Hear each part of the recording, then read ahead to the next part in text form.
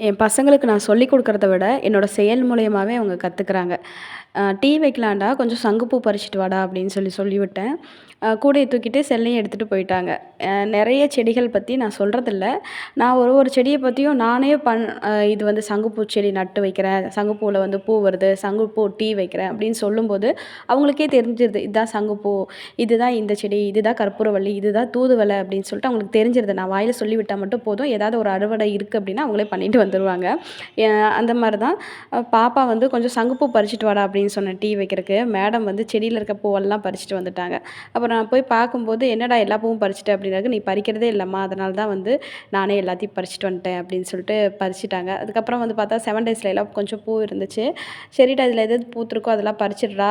நான் கொஞ்சம் கிச்சன் வேலை இருக்கு. நான் போறேன்" அப்படின்னு சொல்லிட்டு, நான் 2, 3 பூ மட்டும் பறிச்சுட்டு அப்படியே வந்து கிச்சனுக்கு வந்துட்டேன். அதுக்கப்புறம் மேடம் பார்த்தா ஒரு டிஃபன் பாக்ஸ் ஃபுல்லா பூ பறிச்சுட்டு வந்திருந்தாங்க. என்னென்ன பூ பறிச்சிருக்காங்கன்னு பார்க்கும்போது, செண்பக பூ பறிச்சாங்களா, ஹைட் பத்தல அப்படின்ட்டு அந்த ஒரு சின்ன கொப்போடயே உடைச்சிட்டு வந்துட்டாங்க. அ இதில வந்து மாதுளம் பூவும் இருந்துச்சு. "இது எதுக்குடா பறிச்சுட்டு வந்த?" அப்படின்னு கேட்டதுக்கு, "அப்பத்தாவுக்கும், அப்பாராயனுக்கும் வைக்கலாம்மா ஃபோட்டோக்கு. அதுக்கு தாம்மா பறிச்சுட்டு வந்தேன். அழகா இருக்கு" அப்படின்னாங்க. சரி இருக்கட்டும் அப்படின்னு சொல்லிட்டு விட்டுட்டேன்.